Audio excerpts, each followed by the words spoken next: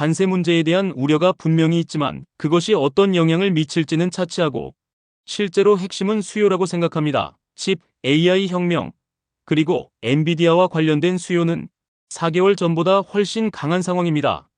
더 강한 중국과 더 많은 경기 부양책은 애플에게 더 낙관적이라고 생각하며 테슬라에게도 마찬가지입니다. 중국 시장이 얼마나 중요한지를 고려하면 말이죠.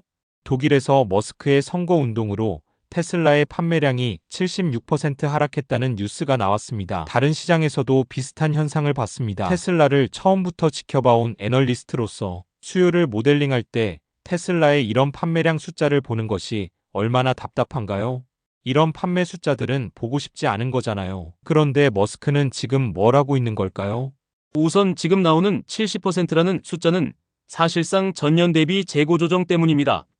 그래서 이 숫자들이 겉보기엔 충격적으로 보일 수 있지만 실제로는 약 10에서 15% 정도만이 제가 말하는 머스크 브랜드 악화 때문입니다.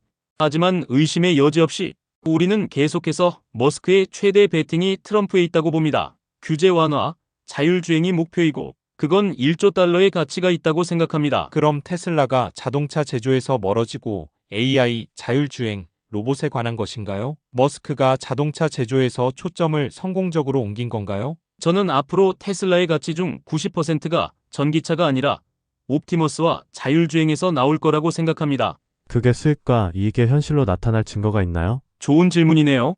현재 FSD는 테슬라 소유자의 15%가 사용 중입니다. 그 비율이 50%까지 올라갈 거예요. 50%까지 올라갈 증거가 있나요? 뉴욕에서 사람들이 일론 머스크의 차를 타고 싶지 않아서 테슬라로 운영되는 우버를 취소하고 있다고 들었습니다. 사람들이 라벨에 검은색을 칠하고 있어요. 폴이 말한 대로 독일뿐만 아니라 유럽 전체에서 판매량이 급감했죠. 머스크가 이를 고치려는 움직임을 보이나요? 아니면 그냥 방치되나요? 단기적으로는 이 문제가 억제되어 있다고 봅니다. 다시 말해 한 자릿수 수준의 영향으로 억제되고 있다는 거죠. 이게 리스크가 될까요? 특히 유럽과 미국에서 나타나는 우려들을 고려하면요. 결국 핵심은 테슬라가 미국에서 자율주행 경쟁을 지배할 거라는 점입니다.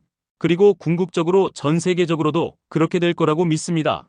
머스크에게 브랜드에 대한 우려나 악화는 단기적인 소음에 불과하고 장기적인 가치에 비하면 큰 문제는 아니라고 봅니다.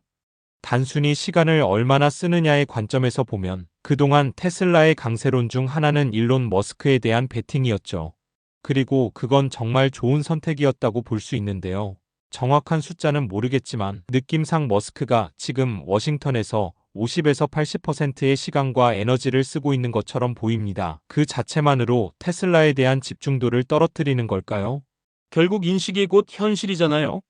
그렇죠? 그래서 이런 인식 자체가 주가에 영향을 미치고 있다고 봅니다. 사람들은 머스크가 테슬라에 집중하지 않고 워싱턴에만 신경 쓰고 있다고 생각하죠. 하지만 저는 그게 사실이 아니라고 믿습니다.